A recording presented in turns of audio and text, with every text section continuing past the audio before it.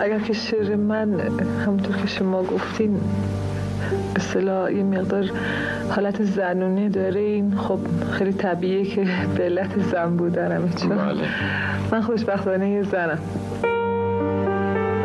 زنی که با جسارت از خودش، اندیشه و احساسش شعر گفت. برخلاف سنت و شاعران پیش از خود، شعر او بر محور من میگشت و من در آثارش تجلی آشکاری داشت.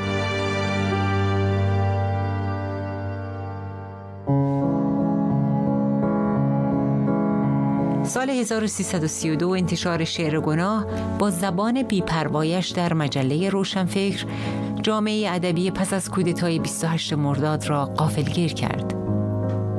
2 سال بعد اسیر نخستین مجموعه شعرش را منتشر کرد. در این مجموعه زن مرغی است در بند که اندیشه پرواز دارد. اما پذیرفته شدن در حوزه ادب و فرهنگ که در سلطه مردان بود کار ساده‌ای نبود.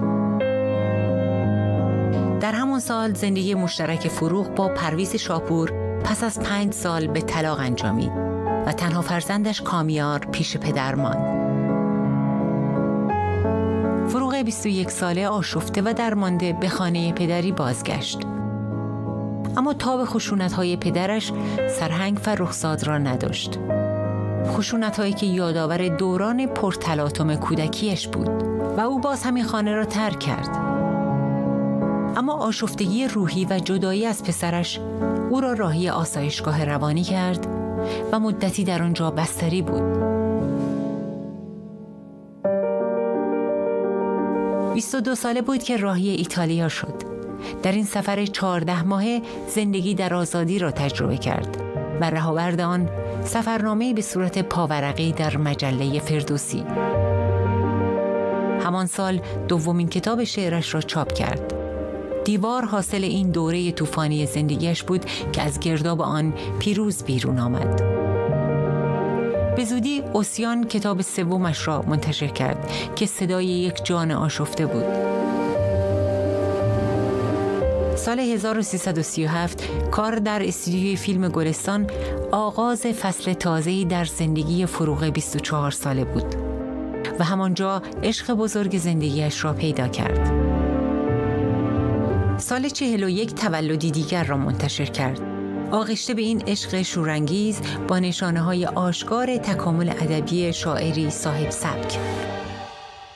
آن کلاغی که پرید از فراز سر ما و فرو رفت در اندیشه آشفته ابری ولگرد و صدایش همچون نیزه کوتاهی پهنای افق را پیمود، خبر ما را با خود خواهد برد به شهر. همه می‌دانند. و همان سال فیلم خانه سیاه است را ساخت. روایت قرنطینه جزامیان فراموش شده. دنیا زشتی کم ندارد. زشتی های دنیا بیشتر بود اگر آدمی بر آنها دیده بسته بود. فروغ 2 بار به انگلستان و آلمان رفت. در جشنواره‌های فیلم شرکت کرد. توجه و تحسین منتقدان و فیلمسازان سرشناس اروپایی را برانگیخت. از شعر به سینما، تئاتر و ترجمه و نقاشی پرداخت و بین آنها رابطه برقرار کرد.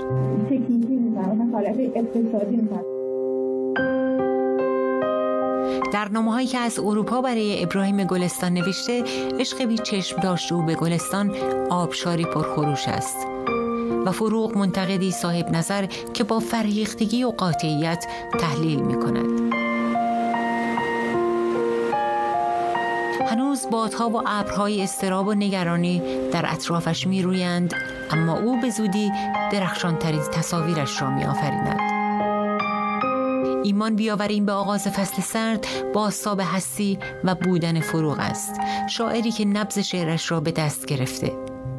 شعر امروز ما یک شعری باید باشه که خصوصیات این دوره رو داشته باشه و در این حال سازنده این شعر باید یک آدمی باشه که به یک حدی از تجربه و هوشیاری برسه که به محتوی شعرش یک ارزشی بده که بتونه در حد کارهایی که توی دنیا عرضه میشه میون اونا خودشو جا بده و اگه غیر از این باشه خب همین چیزایی میشه که همه میگن دیگه. زندگی 32 ساله او همزمان با دورانی متحول از تاریخ زنان ایران بود.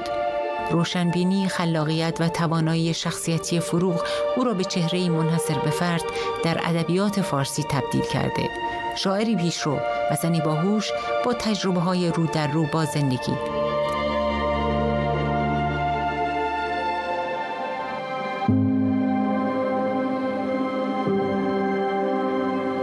بیست و 24 بهمن سال 45 تصادف رانندگی به زندگی او پایان داد.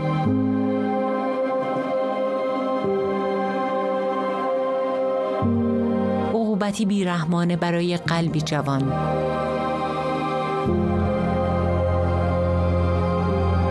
دستهایش در باغچه کاشته شد، اما او سبز خواهد شد. میدانم و پرستوها در گودی انگشتان جوهریش تخم خواهند گذاشت.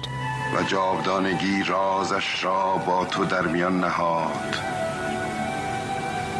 پس به هیئت گنجی در آمدی، بایسته و آزانگیز گنجی از آن دست که تملک خاک را و دیاران را از انسان دلپذیر کرده است.